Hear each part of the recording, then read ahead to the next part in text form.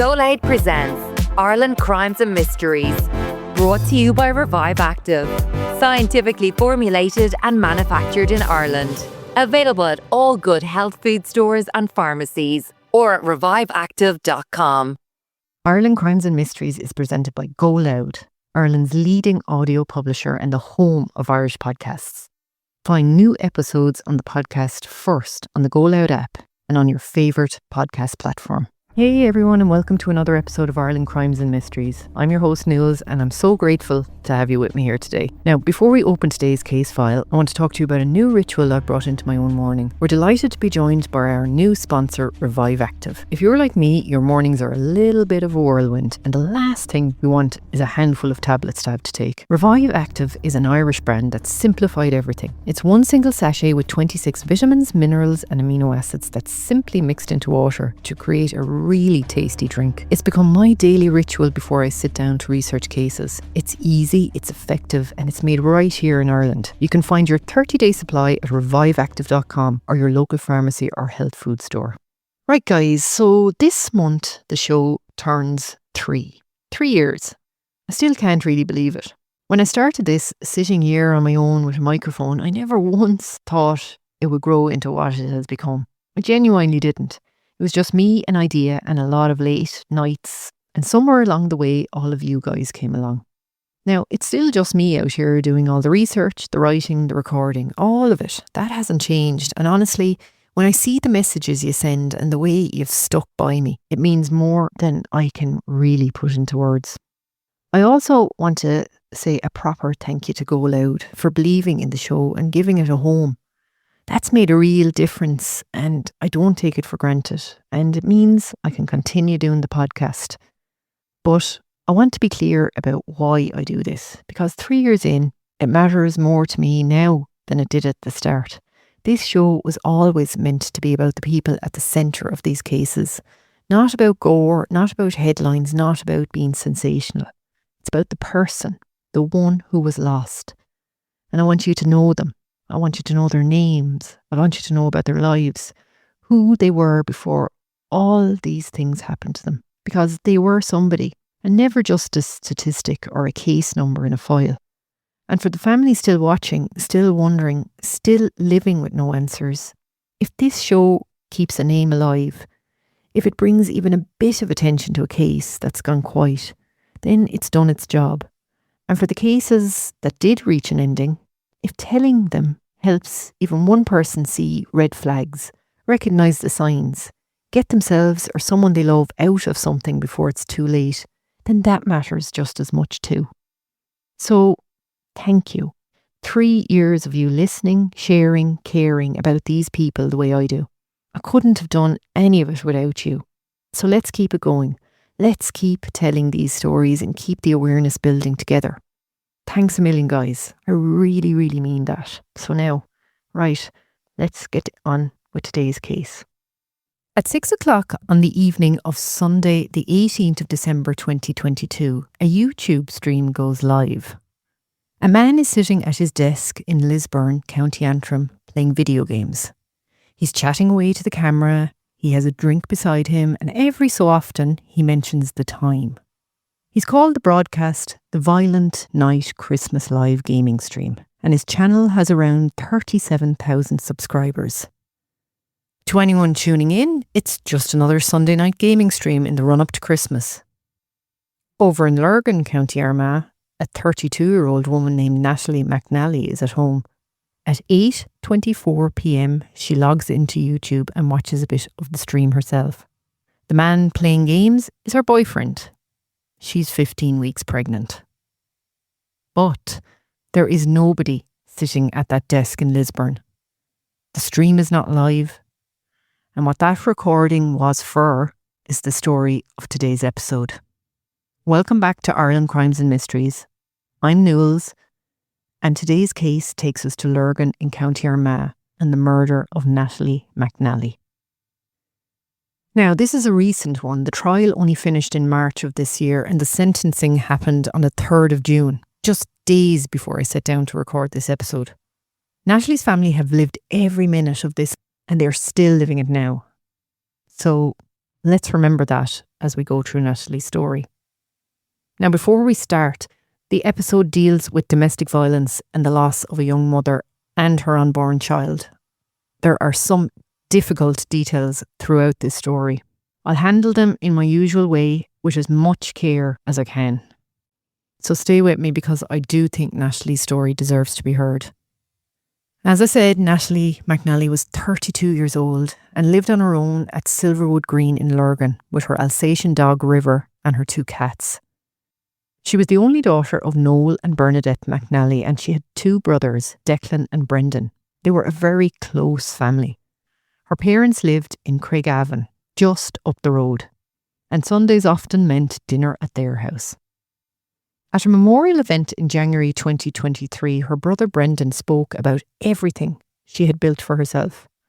2 degrees, a successful career, and at trial, her father Noel filled in the rest of the picture. She loved animals, she loved reading and music, and she loved her sport. She followed Everton across the water and the GAA at home. Noel also told the court that Natalie had diabetes, something she never made a fuss about. She was very diligent at managing it herself. In August of 2022, Natalie matched with a man on a dating app called Bumble. His name was Stephen McCullough. He was the same age as Natalie, 32, and he lived at Woodland Gardens, Lisburn, County Antrim. His first message to her was sent on the 7th of August and was read out at trial. "Hey Nat, it's that robot weirdo from Bumble." McCullough worked part-time as an assistant audience editor at the Belfast Telegraph. It was a mostly technical job he'd done from home on night shifts since 2020, uploading stories to the newspaper's website. But the bigger part of his life was online, that YouTube channel that I mentioned at the start of the episode. That was his. He ran it under a name that included the handle VoteSaxon07. And he'd built up quite the following over the years, streaming himself playing video games, talking away to the camera for hours at a time. The relationship moved fast. By November 2022, only 3 months in, Natalie told her family she was pregnant. Her brother Brendan heard the news in early November and later told the court he was deeply surprised and very shocked. Her father Noel had only met McCullough for the first time in late October when he was introduced as Natalie's boyfriend. The second time Noel met him, in November, was when the pregnancy was announced. The baby was a boy, and Natalie had already picked a name: Dean. Now, I want to take you through the weeks leading up to the 18th of December 2022, using only what was later proven in court. Because at the time, nobody around Natalie had the faintest idea any of this was going on. On the 8th of November, McCullough recorded a note on his phone. In it, he noted that Natalie's mother had said Natalie was apprehensive about moving in with him because it was going to be a big change. That note was found later and read to the jury. The court also heard about Natalie's own messages from this period. In the months before her death, she had been messaging other men, and some of those messages were sexually explicit. On the 11th of December, she messaged one man saying she wanted space and didn't want to make plans. She said she wouldn't break up with McCullough before Christmas, but would make no rash decisions. Then, on the 16th of December, she told another man she was single, but still pregnant. The jury heard all of these messages, and the prosecution would later lean on them when it came to motive. Whether McCullough ever saw them is another matter, and that's a question this case never answered. And then there's the 14th of December. On that day, 4 days before Natalie was killed, McCullough sat down at his computer in Lisburn and recorded himself playing video games for 6 hours and 4 minutes. Grand Theft Auto, Vice City, and Robot Wars. He drank and vaped on camera, he chatted away as he played, and all the way through the recording, he kept referring to the time as if it was all happening live. The file was saved onto his computer in the early hours of the 15th of December. That recording sat on his hard drive for the next 3 days. Digital forensics would later establish every detail of that file. Created on the 14th, saved in the early hours of the 15th, and what happened to it on the night of the 18th is the crux of this entire case. That file is what the whole case turned on. Sunday the 18th of December 2022 was World Cup final day. Argentina were playing France. Most of the country was watching it somewhere. Natalie spent part of that afternoon at McCullough's house in Lisburn. While she was in that house, searches were being made on his device for a bus from Dunmurry to Lurgan that night, and a later train from Lurgan back to Lisburn. CCTV recorded Natalie's car leaving McCullough's address that afternoon. No exact time was given in court. But shortly after she left, a separate CCTV recorded McCullough buying alcohol at an off-licence near his home. Natalie drove to her parents' home in Craigavon to watch the final.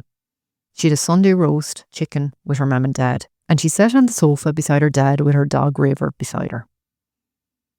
As she was leaving, her last words to her mother were, "Mammy, I'll see you on Monday or Tuesday."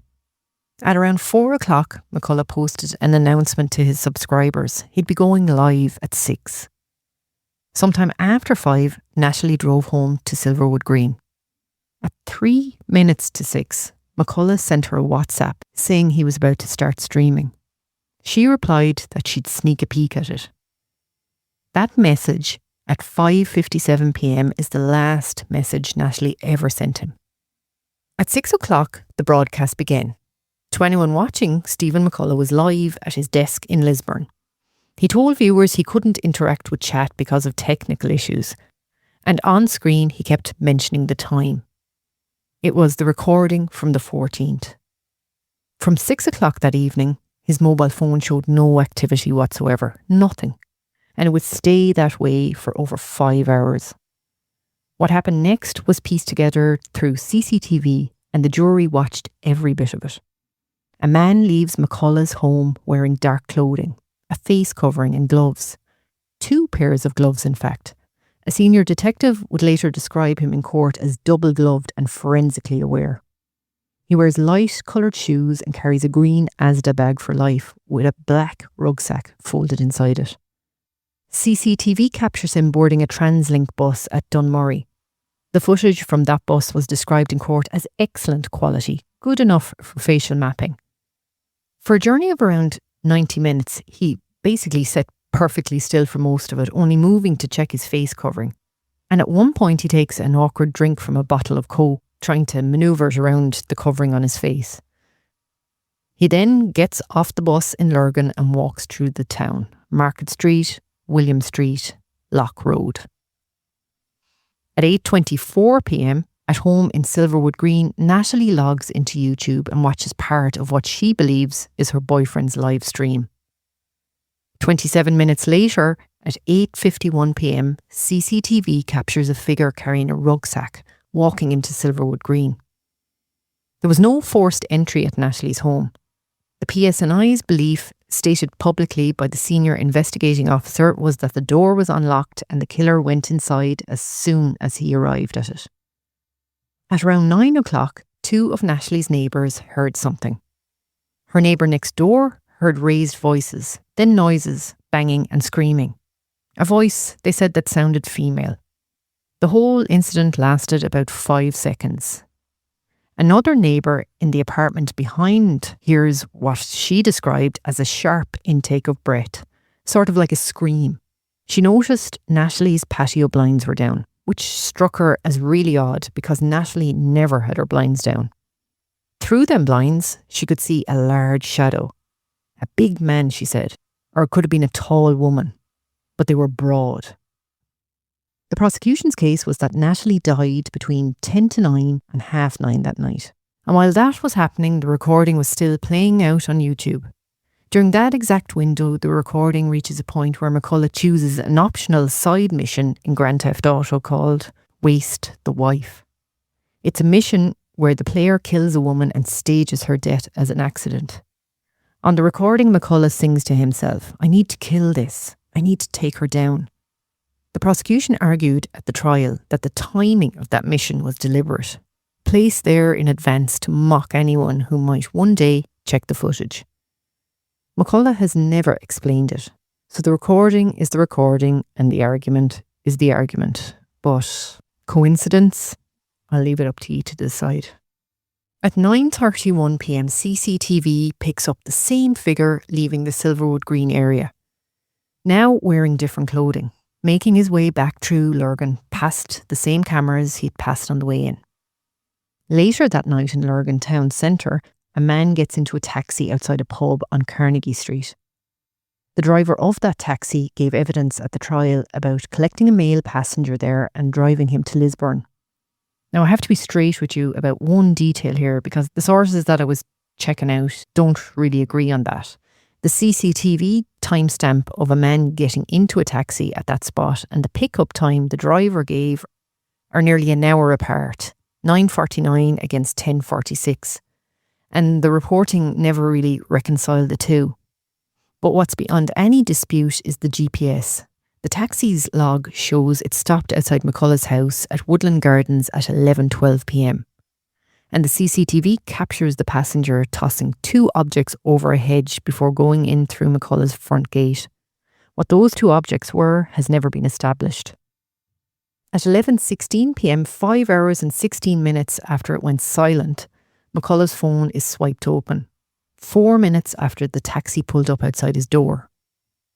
Later that night, CCTV shows a figure leaving a blue bin out on the curb at the house, then coming back out to open and close it. What was in that bin, if anything, has never been established either. And at 5 minutes past midnight, the 6-hour recording is manually stopped and deleted from McCullough's computer.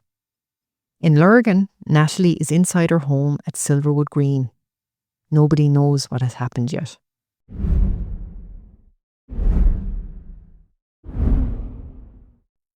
In the early hours of Monday the 19th of December, McCullough sent WhatsApp messages to Natalie's phone. Messages expressing concern that she wasn't replying. Messages suggesting she might be annoyed with him for drinking during the pregnancy. The sentencing judgment later spelled out exactly what those messages were. False messages sent to a dead woman's phone to build a record. That day, he also messaged an old college friend of his, Anne McCullough, in a way the court found was designed to shore up his alibi, and he persuaded her to call to Natalie's house to check on her. At 10:01 on the Monday night, McCullough made a 999 call from inside Natalie's house. The call lasted about 10 minutes. On it, he says, "She's gone," and "blood everywhere," while performing CPR. Police and paramedics arrive at Silverwood Green. Graham Thompson, a paramedic, is first through the door and he sees that Natalie's hands and lips are turned blue. A police officer, Constable Archibald, notices a foul odour in the house. Another officer, Constable Feely, recovers a knife from the living room floor a few feet from Natalie's body. There is blood on the floor and on the walls. McCullough is arrested at the scene on suspicion of murder. He tells officers he's been live streaming on YouTube the whole of the previous evening. He also tells police there at the scene that he suspects Natalie's ex-partner, a man he describes as abusive, is responsible for her death. From the back of a police car outside the house, he phones Anne McCullough. She described that call in an interview after the trial. He was crying, she said. He was screaming. He was howling. "She's gone, she's gone." At 7:34 the next morning, the 20th of December, he was released unconditionally. The PSNI said the cause of Natalie's death had not yet been confirmed and they were treating it as suspicious. On the 21st of December, the State Pathologist of Northern Ireland, Dr. James Linus, carried out the post-mortem. That evening, the PSNI confirmed what the family already feared. Natalie had suffered several stab wounds, some of them defensive. Her death was now a murder investigation, and police confirmed her pregnancy publicly. Late that same night, detectives arrested a second man, aged 32. He was released on police bail the following evening. On the 22nd of December, the PSNI released CCTV footage to the public. A person of interest carrying a rucksack, seen entering Silverwood Green just before 9 that night and leaving 40 minutes later. The printed appeal asked for anyone who had been in the Silverwood, Kiln Road or Kiln Lane area between 7 and 11 that night to come forward, and a Crime Stoppers reward was attached. On the 23rd, the family confirmed publicly that Natalie had been expecting a baby boy.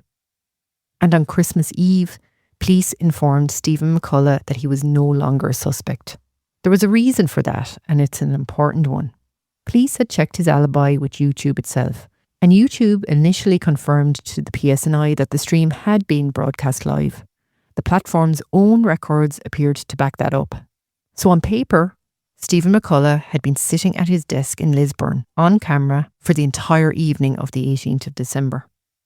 So as Natalie's family prepared to wake their daughter, the man who killed her had, in the eyes of the investigation at that point, been cleared. On Christmas Day, McCullough came to Natalie's wake at the McNally family home in Lurgan. He arrived with his cousin and he spent 15 to 20 minutes alone in the room with Natalie's remains. Her mother Bernadette gave evidence about that day at the trial, and it was some of the hardest evidence heard in the whole case. McCullough described to the family how he had found Natalie's body. He told them her face was in a dog bowl full of blood. He told them he didn't want to attend the funeral because he didn't want to be recognised. He told Noel he'd lose his job at the Belfast Telegraph just for having been arrested. Natalie's aunt met McCullough for the first time at the wake. He spoke to her about his live stream. She told the court she felt sorry for him. Through January 2023, McCullough kept coming back. He visited the family home at least 3 times. He showed Bernadette an engagement ring he said he had bought for Natalie. He showed the family a picture of what baby Dean would have looked like, an image generated from photos of himself and Natalie. He showed them the baby scan. He wore Natalie's Everton badges. Natalie's brother Declan was in contact with him nearly every day. On the 5th of January, the senior investigating officer, Detective Chief Inspector Neil McGuinness, gave a public update. Police believed they had recovered the murder weapon, and they believed it came from inside Natalie's own home. Over 200 house-to-house inquiries had been completed, over 3,000 hours of CCTV seized, and more than 50 items sent for forensic examination. He also publicly knocked down an online rumour involving a serving police officer, which had been checked and eliminated. That same day, a silent vigil was held at Stormont for Natalie and for victims of gender-based violence. On the 7th of January, Natalie's cousin, Gavin Haddock, was talking with McCullough at the family home. McCullough took out his phone and showed him the YouTube stream. He fast-forwarded the footage to a particular point and said, "This is around the time that Natalie would have been murdered, and I should have been there to protect her. No man would have gotten past me." The man was holding the alibi in his hand and showing it to the victim's cousin. That just beggars belief. On the 8th of January, 3 weeks to the day after the murder, police went back out to Silverwood Green to encourage witnesses to come forward. And on the 13th of January, detectives arrested another man, a 46-year-old man in South Belfast, and took him to Musgrave Police Station. The outcome of that arrest was never detailed in any reporting, and he was not the man eventually charged. 2 days before the memorial rally, which was due to happen on the 28th of January, McCullough was at the family home again. When he left, his phone stayed behind, recording. It captured 39 minutes and 7 seconds of the family's private conversations, including their discussions about the rally they were planning. Then he came back to collect the phone, telling the family that he had left it behind by accident. Natalie's sister-in-law answered the door to him. The recording was found on his phone later, and the jury heard all about it. The memorial rally went ahead at Lurgan Park. McCullough attended. He had produced a montage video from home videos of Natalie, and it was shown on big screens in the park. He wore her badges on his coat and said he wanted a piece of Natalie with him. Her brother Brendan stood up in front of the crowd and spoke about everything she had achieved. 3 days later, the PSNI arrested Stephen McCullough for the murder of Natalie McNally. So what changed between Christmas Eve, when the police told McCullough he was no longer a suspect, and the 31st of January, when they came for him? What changed was the cyber investigation. The PSNI's cybercrime unit, with help from the National Crime Agency, had gone after the stream itself. To examine the stream properly, investigators needed McCullough's computer. And that turned out to be legally complicated because the computer was associated with his media work from the Belfast Telegraph, which meant it attracted journalistic protections under the law. DCI McGuinness later described what happened. A barrister and a solicitor drafted a warrant overnight, and a judge granted permission to seize the journalistic material. They got the machine.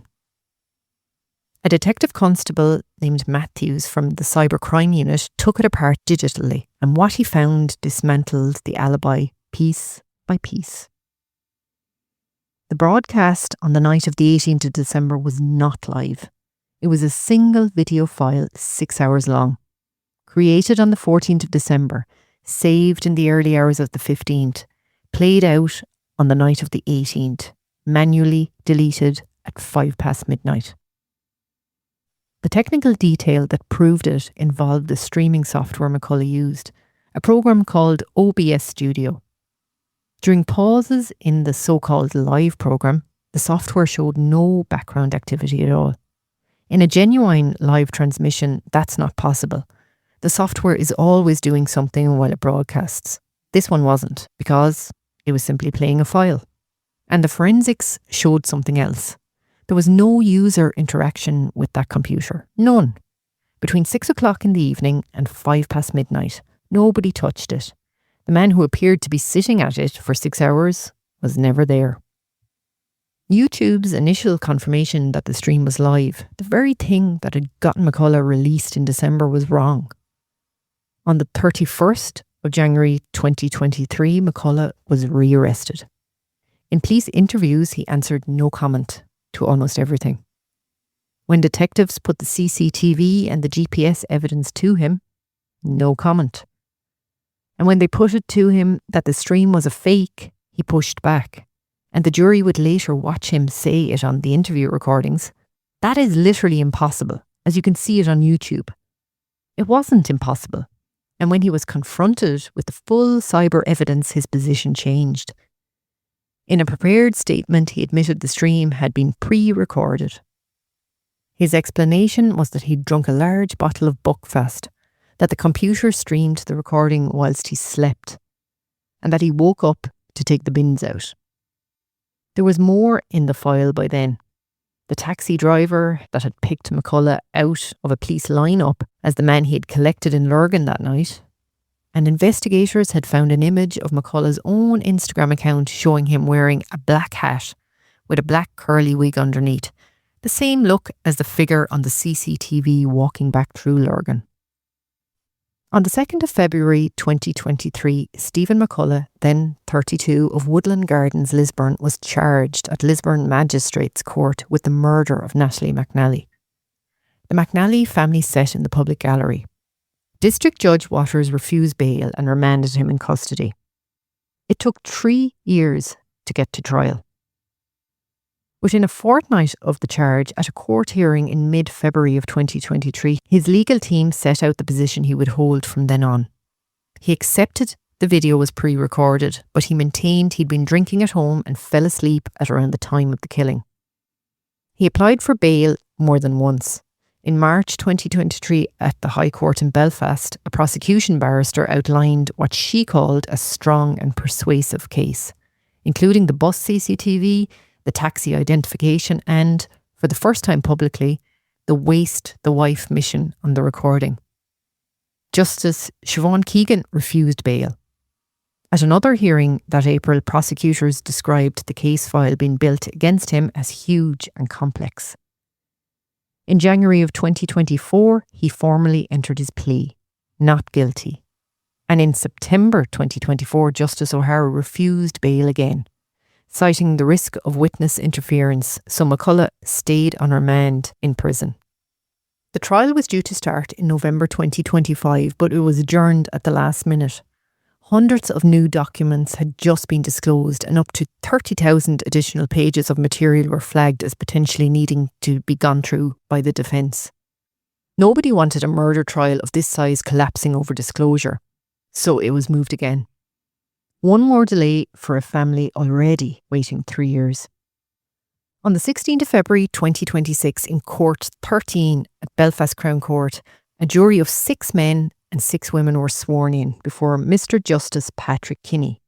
He warned them not to do any research of their own into the case and told them to expect it to last about 5 weeks. The prosecution was led by Charles McCreener, KC, with Catherine Kieran's head of Public Prosecution Services Serious Crime Unit behind the case. The defence was led by John Kearney, KC. The prosecution opened on the 23rd of February. McCreener told the jury the killing was planned, calculated and premeditated. The 999 call was played in court. The following day, Dr. James Linus, the state pathologist, gave his evidence. I'll give you this part as plainly as I can, but I'm not going to dwell on it. Dr. Linus described a prolonged attack. He could not point to a single cause of death. Instead, there was 3 things, each of which contributed to the fatal outcome. Compression of the neck, stab wounds to the neck, 3 of them, which without medical attention would have caused death by rapid bleeding. The blunt force trauma to the head, lacerations in keeping with at least 5 heavy impacts, possibly against something with a semi-sharp edge, like the corner of a piece of furniture or something. There was bruising on her neck from fingers. There was facial fractures and broken bones in her neck, bruises and abrasions across her head, neck and arms, and bleeding around the brain. Some of the stab wounds were defensive, and there were injuries to her hands consistent with throwing a punch. Natalie fought.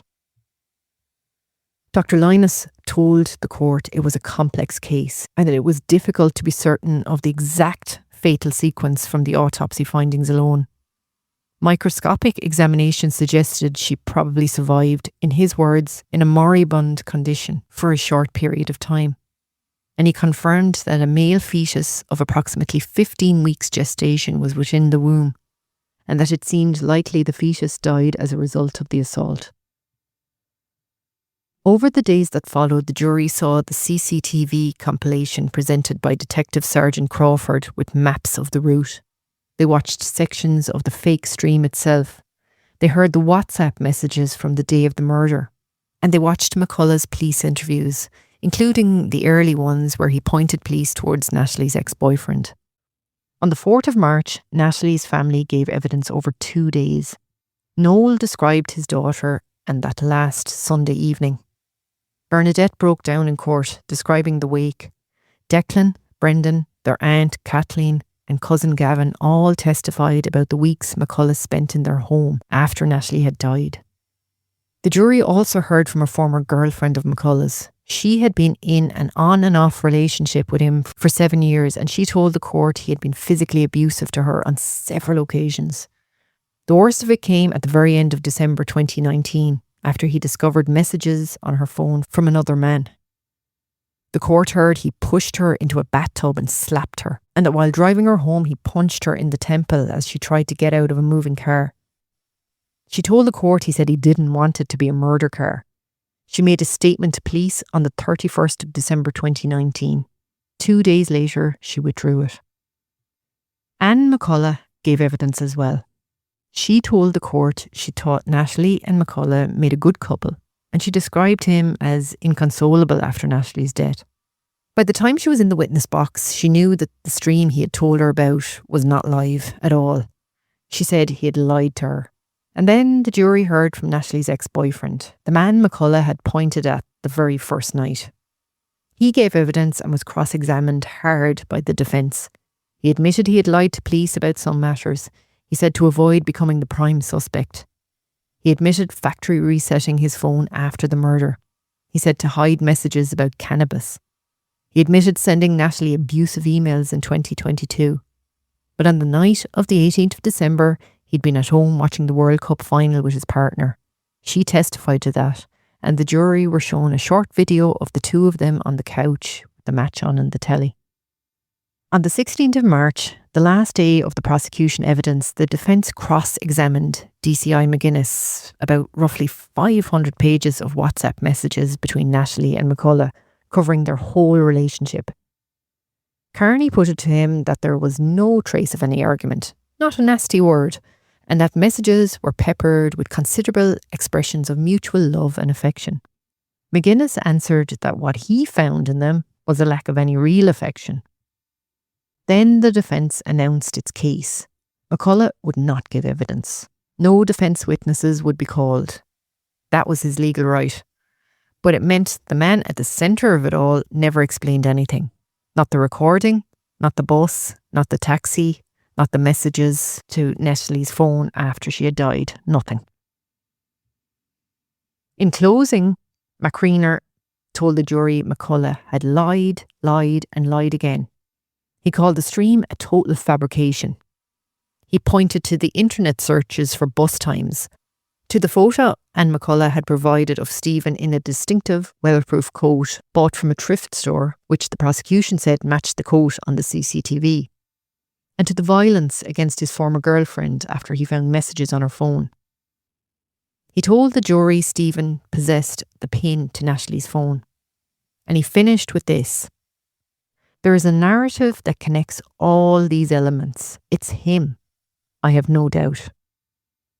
Carney, closing for the defence, argued the case was entirely circumstantial with no direct evidence at all. And that much was accurate. There was no DNA evidence, no eyewitness and no confession. He argued the evidence pointed away from McCullough and towards another man. I should tell you the strongest evidence that they put to the jury on that. Carney highlighted messages the ex-boyfriend had sent Natalie the day before her death. Messages the court heard contained references to slapping, choking and rape, along with a suggestion to meet the following day.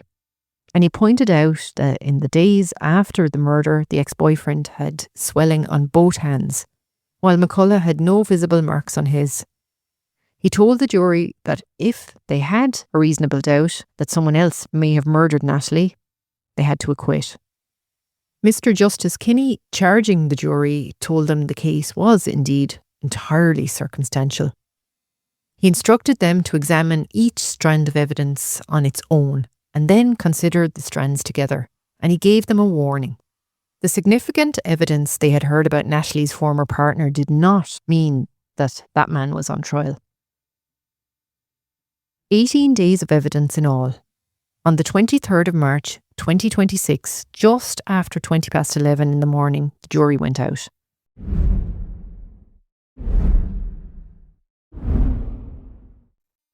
They were back in just over 2 hours, unanimous. The foreman answered with a single word: guilty. The public gallery erupted, cheering, screams, sobbing. McCullough nodded slowly and showed little emotion. Mr. Justice Kinney told him the sentence was mandatory, life imprisonment, with the minimum term to be decided at a tariff hearing.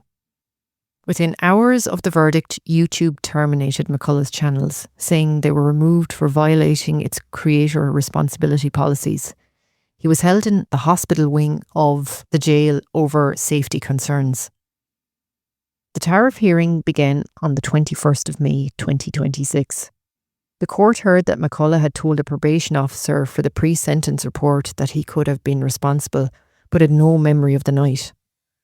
The report assessed him as posing a significant risk of serious harm with a high likelihood of reoffending. The prosecution asked for a minimum term of 27 to 35 years. The defence argued for 15 or 16. And it was at this hearing that the full toll was stated in open court. 48 separate points of injury. The prosecution also addressed where Natalie was found, face down in a dog bowl, and called it a sign of callousness and wickedness, a gratuitous feature of punishment and humiliation. How she came to be there has never been explained. The defence said there was simply an absence of evidence on that point. The judge adjourned to consider.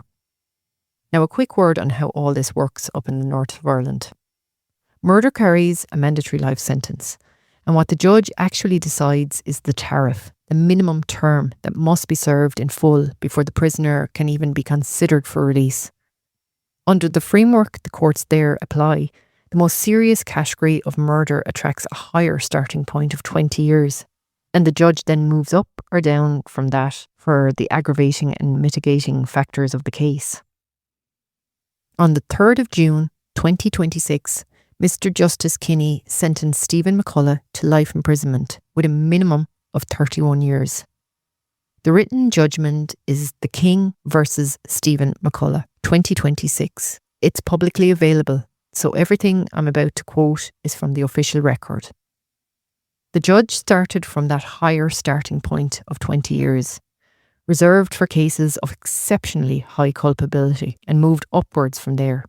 And the list of aggravating factors says it all really. A brutal and frenzied attack, the false alibi, the attempt to erase the stream and cover his tracks, the manipulation of Natalie, her family, her friends, and the police, the domestic violence context, the careful and deliberate planning, the fact that Natalie was killed in what the judge said ought to have been the security and safety of her own home, a place of sanctuary, her vulnerability, being pregnant, living alone, and trusting him, and the attempt to point the finger definitively at an innocent third party. The judge's phrase was that McCullough had laid a trail of breadcrumbs towards the ex-boyfriend. On Dean, the judge said this: he knew that her baby, at such an early stage of pregnancy, would have no chance of surviving the attack. In mitigation, there was his clear record and the sorrow he'd expressed in his pre-sentence report. The judge said his personal circumstances carried little weight and did not justify any reduction. And he said this about Natalie. Natalie was a strong, loving and independent young woman. He noted about the crime: the defendant committed a brutal, senseless murder and planned it in remorseless detail.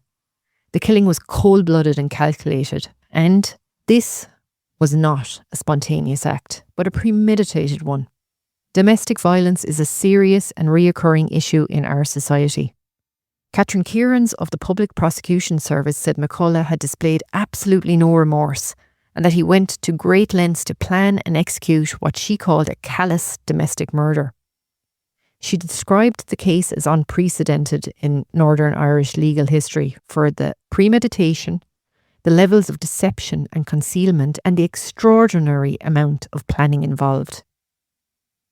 After sentencing, the PSNI released the audio of the 999 call, the CCTV of McCullough travelling to and from Lurgan in disguise, and the recordings of his no-comment interviews. Anne McCullough, the friend he used to prop up his alibi, gave an interview after the trial. She said he lied to her, and looking back on that phone call from the police car, the crying and the howling, she said it was all an act. Outside the court, Natalie's father Nules spoke for the family. "We do not celebrate today," he said. "The family," he said, "now endure a life sentence of their own," and he expressed the hope that the 31 years would serve as a deterrent against violence towards women and girls in the North. So where do things stand today? Stephen McCullough is in prison. He will be over 60 before he can even be considered for release. As I record this, no appeal has been reported, but he was only sentenced, as I said, a few days ago, and the window to lodge one is still open, so that may happen. A few things that were never established, I want to be straight about them. His motive was never proven. The prosecution argued it was likely the discovery of Natalie's messages to other men and the prospect that she might end the relationship in the new year. They told the jury he possessed the pin to her phone. But the sentencing judgment is very careful on this point, and so am I. There is no evidence before the jury that McCullough ever actually accessed Natalie's phone. The judgment says only that he appeared to be aware of some of her messages with other individuals. How? We don't know. He has never said. The two objects thrown over the hedge in Lisburn that night have never been identified. Neither has whatever the blue bin was about. And the full contents of the 39-minute recording he made in the McNally family home has never been made public, beyond the fact that it captured the family's conversations about the rally. He told the probation service he had no memory of that night. The jury, the judge and the evidence says otherwise about what he did.